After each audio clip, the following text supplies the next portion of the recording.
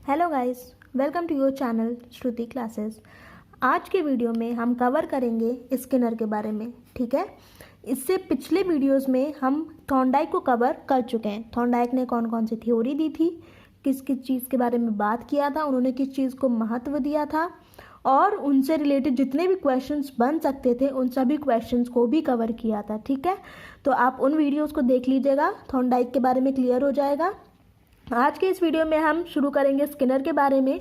Skinner की पूरी theory को हम दो वीडियो में लेके चलेंगे। ठीक है, एक वीडियो में हम बात करेंगे, मतलब कि आज की वीडियो में हम बात करेंगे स्किनर के बारे में। वो कौन थे, कहाँ के रहने वाले थे, उन्होंने व्यवहार कौन कौन से बताए थे। ठीक है, स्किनर का मानना क्या क्या था, स्किनर ने सिद्धांत कौन सा दिया था और लास्ट स्किनर ने थ्योरी कौन कौन सी दी थी। ठीक है, आज हम इन चीज़ों के बारे में बात करेंगे। अगले वीडियो में हम पढ़ेंगे स्किनर के प्रयोग के बारे में, उन्होंने किस पर प्रयोग किया था और क्या बताया था। ठीक है, और फिर हम लेके चलेंगे स्किनर से रिलेटेड जितने भी क्वेश्चंस बन सकते हैं उन सभी क्वेश्चंस को। चलिए हम आज की वीडियो में शुरू करते हैं स्किनर के बारे में। सबसे पहले स्किनर कहाँ के रहने वाले थे, वो कहाँ के वैज्ञानिक थे, तो वो कहाँ के वैज्ञानिक हैं, अमेरिका के। ठीक है, स्किनर अमेरिकी वैज्ञानिक है। इससे पहले थॉर्नडाइक के बारे में हमने पढ़ा था, थॉर्नडाइक भी कहाँ के थे, वो भी अमेरिकी वैज्ञानिक ही थे। ठीक है, स्किनर के बारे में दूसरी बात आती है, ये हार्वर्ड विश्वविद्यालय के प्रोफेसर भी थे। ठीक है, अगर स्किनर के बारे में लिखना हो तो आप क्या लिखेंगे कि स्किनर एक अमेरिकी वैज्ञानिक है। ये ऑप्शंस में भी आपसे पूछ लिया जाता है, क्वेश्चन दे दिया जाएगा स्किनर कहाँ के रहने वाले थे या वह कहाँ के वैज्ञानिक थे, और ऑप्शन में 3-4 प्लेसेस दे दिए जाएंगे। उसमें से आपको किस पे टिक करना होगा, अमेरिका पे टिक करना होगा। ठीक है, स्किनर अमेरिकी वैज्ञानिक थे और वो हार्वर्ड विश्वविद्यालय के प्रोफेसर भी थे। समझ में आ गई बात। अब देखिए इन्होंने व्यवहार कौन कौन से बताए थे। स्किनर ने 2 व्यवहार बताए थे। ठीक है, स्किनर ने 2 व्यवहार बताए थे, कौन कौन से।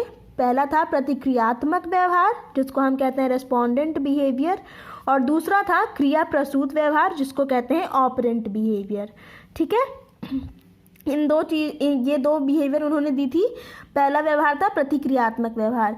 इसमें क्या बताया था इन्होंने, ये व्यवहार ऐसा व्यवहार होता है जो स्वेच्छा पर आधारित नहीं होता है। ठीक है, प्रतिक्रियात्मक व्यवहार यानी कि रेस्पोंडेंट बिहेवियर खुद की विशेष पे, खुद की स्वेच्छा पर आधारित नहीं होता है। जैसे कि भोजन देखकर लार का आना।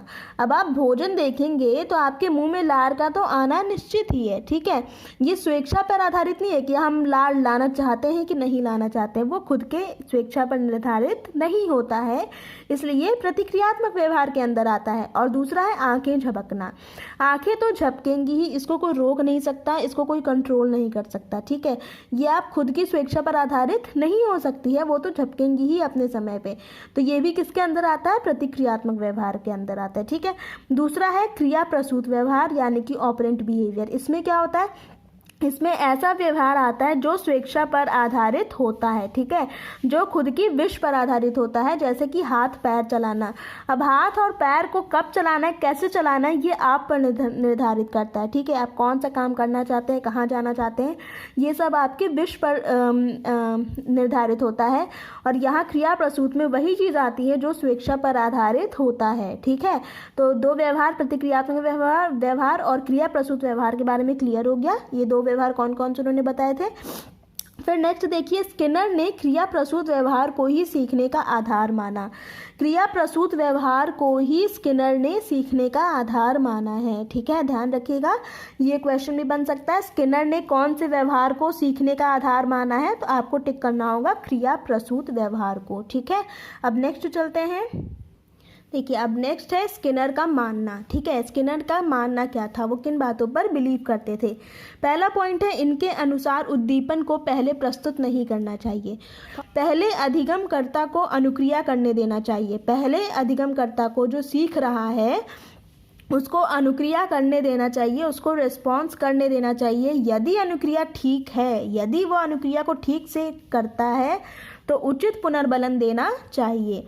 उसके बाद उसको उचित पुनर्बलन देना चाहिए। यहाँ पर उद्दीपक को ही पुनर्बलन के रूप में प्रस्तुत किया गया है। ठीक है, यहाँ पर कहा गया है कि पहले उद्दीपन को प्रस्तुत नहीं करना चाहिए, पहले जो सीख रहा है उसको अनुक्रिया करने देना चाहिए, उसको खुद से पहले रिस्पॉन्स कुछ एक्टिविटीज़ करने देना चाहिए। अगर वो एक्टिविटी सही करता है, अगर वो अनुक्रिया ठीक करता है, तो उसे फिर उचित पुनर्बलन देकर प्रोत्साहित करना चाहिए। ठीक है, अब पुनर्बलन की बात यहाँ पर आती है। तो पुनर्बलन दो तरीके का होता है, सकारात्मक पुनर्बलन और नकारात्मक पुनर्बलन। ठीक है, सकारात्मक के अंदर क्या आता है, पुरस्कार या सम्मान।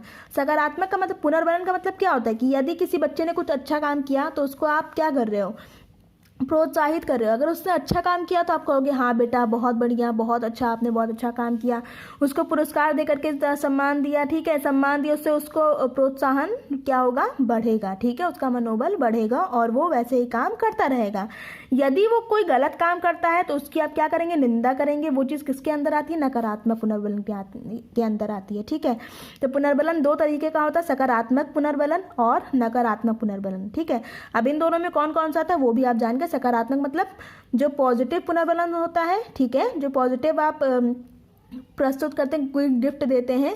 और नकारात्मक का मतलब जो नेगेटिव देते हैं। ठीक है, जिसकी बुराई करते हैं, निंदा करते हैं। ठीक है, तो ये चीज़ आता है नकारात्मक पुनर्बलन के अंदर। अब नेक्स्ट देखिए क्या बताया जा रहा है, सिद्धांत। स्किनर ने कौन कौन से सिद्धांत दिए थे।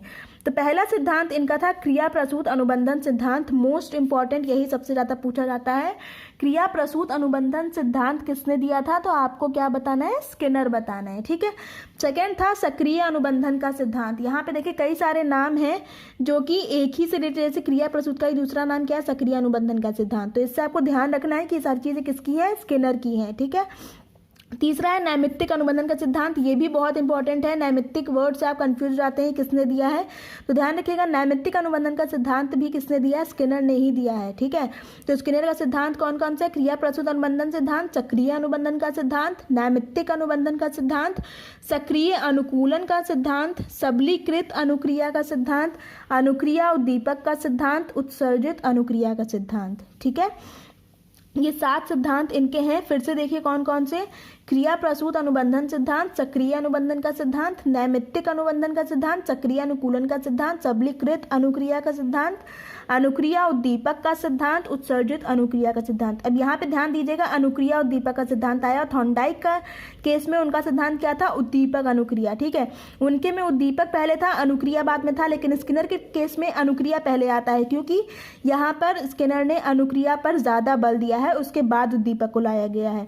और थॉर्नडाइक के केस में पहले उद्दीपक को लाया गया था, उसके बाद अनुक्रिया हुआ था। ठीक है, तो ये ध्यान रखिएगा, पहले अनुक्रिया आएगा तो स्किनर पे टिक करेंगे आप। फिर नेक्स्ट देखिए क्या है, थ्योरी। अब स्किनर ने थ्योरी कौन कौन सी दी थी, तो पहली थ्योरी तो उन्होंने दी थी आरएस थ्योरी। ठीक है, आरएस थ्योरी का मतलब है response stimulus theory. Response stimulus का थ्योरी, रिस्पॉन्स अनुक्रिया पहले आ रहा है और स्टिमुलस यानी कि उद्दीपक बाद में आ रहा है।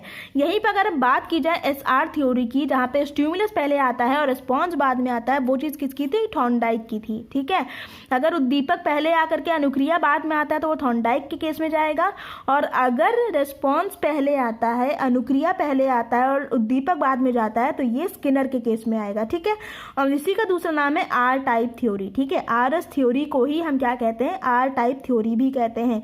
तो रिस्पॉन्स, सबसे ज़्यादा बल रिस्पॉन्स पे किसने दिया, स्किनर ने दिया है। तो अगर आर टाइप थ्योरी भी पूछी जाती है तो आप किस पे टिक करेंगे, स्किनर पे करेंगे। ठीक है, तो स्किनर की थ्योरी कौन कौन सी थी, आरएस थ्योरी थी और आर टाइप थ्योरी थी। यार दोनों एक ही चीज़ है, और अगर एसआर की बात की जाए तो वो थॉर्नडाइक के केस में है। ठीक है, तो आज का वीडियो हम यही खत्म करते हैं, जिसमें हमने स्किनर से रिलेटेड कुछ चीज़ें पढ़ी हैं। नेक्स्ट वीडियो में हम पढ़ेंगे स्किनर के प्रयोग के बारे में। ठीक है, उसने किस पे प्रयोग किया था, और फिर हम देखेंगे क्या क्या बताया गया था इस प्रयोग में। ठीक है, तो आज के वीडियो में बस इतना ही। अगर वीडियो पसंद आया हो तो लाइक कर दीजिएगा, चैनल सब्सक्राइब ना किया हो तो सब्सक्राइब कर दीजिएगा। Thank you guys for watching.